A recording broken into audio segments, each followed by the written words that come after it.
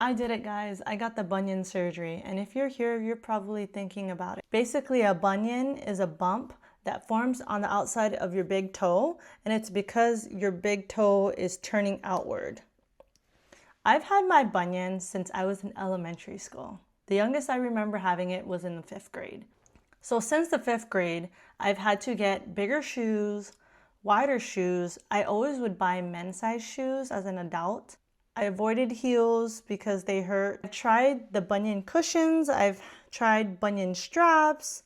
I've tried massaging my bunion. Throughout the years, it has just got significantly worse where I would have a lot of pain on the outside, a lot of sharp, achy pain out of nowhere. It got to the point where it limited my activity level. I could only run like 1 mile before it started really hurting, and I love to run.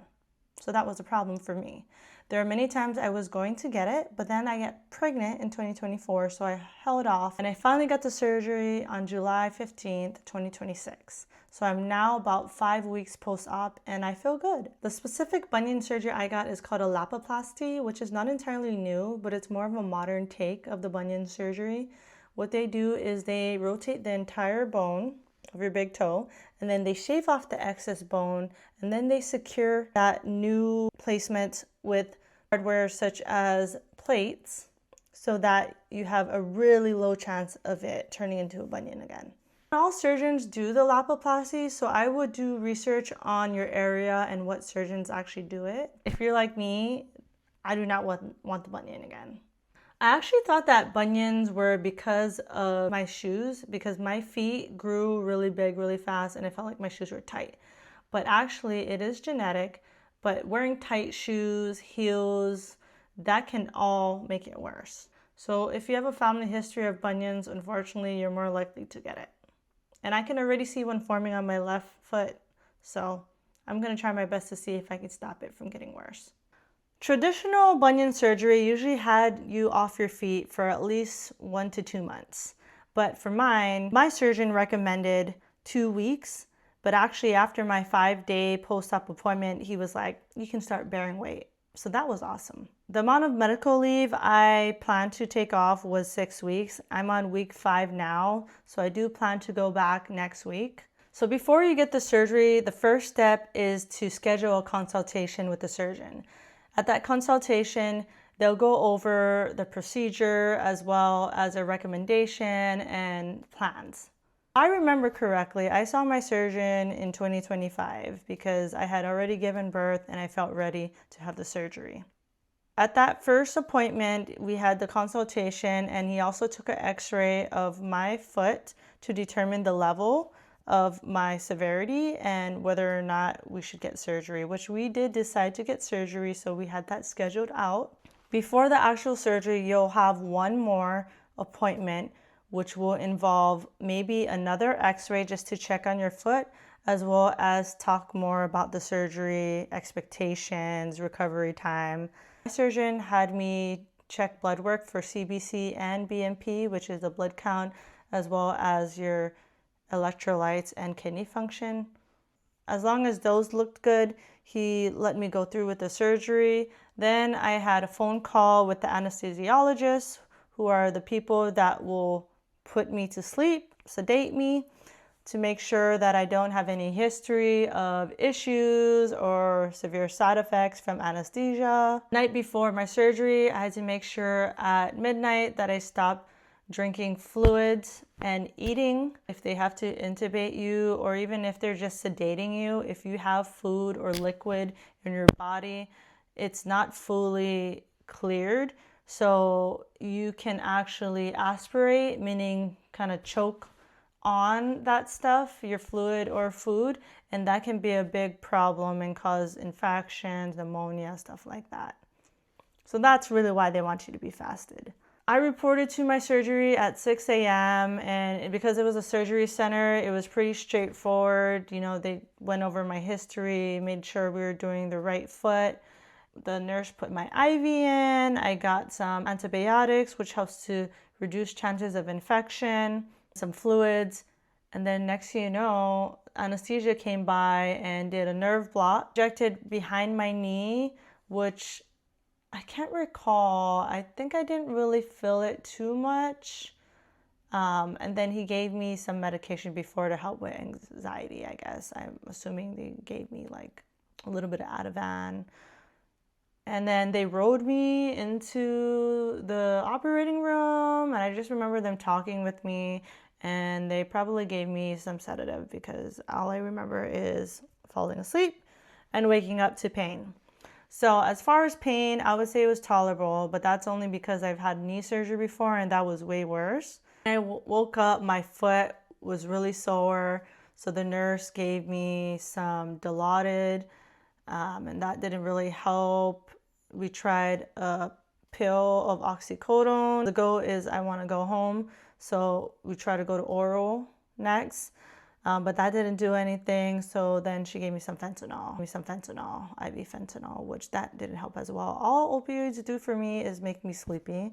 So I think I'm just one of those people that don't really like opioids, and it makes me really nauseous. It made me really nauseous, and so I got to the point where I'm like, you know what, just help me with this nausea. I'm just gonna go home.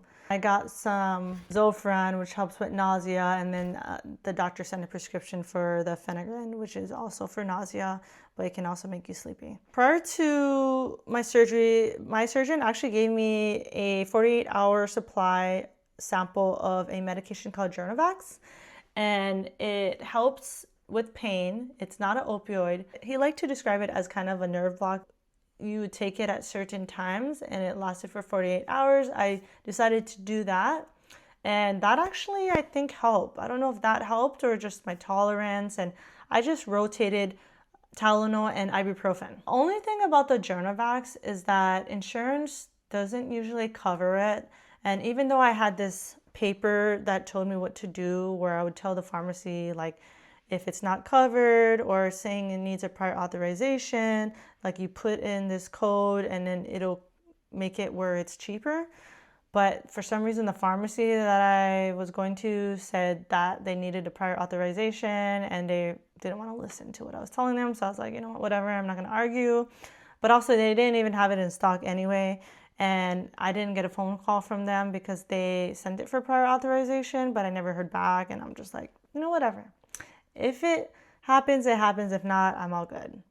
I think being non-weight bearing was probably the biggest thing that helped, as well as elevating my legs. I would elevate my legs on 2 pillows. So after surgery, they do put you in a splint. And so your leg is pretty numb. You can probably wiggle your toes a little bit, but it is going to feel a little numb because of the nerve block.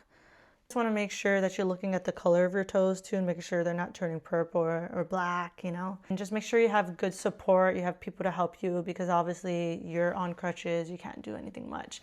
For me, I have a son and I have a dog, so my husband took off medical leave and my mom actually came and visited for 2 weeks to help out, and that was very helpful.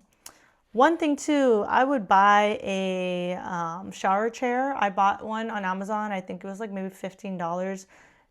It's cheap and affordable, but it really helped because when I went to go take a shower, it was helpful to sit down. And I still sit down on it right now because I'm still in the boot. First follow-up appointment, which was 5 days post-op, he removed my splint and we took an x-ray just to make sure that my bones were looking okay, which it did. And then he put on some Neosporin and put on a light dressing of Curlex, which is stretch gauze, and then Coban, which is a compression wrap. Usually we don't leave it on for a long time. You know, it's stuff that you put on your arm after you get blood drawn. But for this one, he wanted a little bit of compression. It wasn't super tight. It was actually coming off a little bit. So that was fine. Still taking some ibuprofen and Tylenol during this time because I still had a lot of swelling and then I was elevating it. He cleared me to bear weight and fitted me for a boot. My next appointment after that was on the 15th day after surgery. That appointment, he took my dressing off, he took my sutures out, put some more Neosporin on there, and then he just put Band-Aids over it, basically. Still had to wear the boot. I also borrowed a knee scooter from one of my coworkers, which is very helpful. I didn't really go anywhere. I stayed home most of the time, but when I would want to go out to like the park with my son or to the store, I would use the knee scooter, which was helpful. That appointment, he also cleared me for PT, so he sent a referral to the physical therapy office of my choosing. If I were to do this all over again, I highly recommend when you talk to the surgeon to ask them when you're anticipated to start physical therapy, because there's a lot of places that are booked out and don't have anything. I was lucky enough for the place to have cancellation, so I actually got in the next week. Places, depending on your insurance, will be okay with booking an appointment for you as long as the referral is received from your surgeon before your first day. So I was excited for my first day of physical therapy, which was very underwhelming. Majority of the appointment involved them measuring the range of motion, which makes sense, range of motion of my foot. And then toward the ending, they gave me some exercises. I'm now about 5 weeks post-op, and I'm doing a bunch of physical therapy exercises at home. My next physical therapy appointment is tomorrow. I'm going to try, of course, safely and with another person in the car, try to drive my car down the street either this week or next week, because that's the real thing that's holding me back of going back to work is I can't drive. So I'm going to need to be able to drive so I can go to work and drop my son off to daycare. So far, my bunion surgery recovery, I feel like has been going very well and I'm healing properly. Subscribe to follow me along this journey, as my main goal is to be able to get back to running again. And please drop a comment if you found this helpful or if you have a particular question. Have a good day.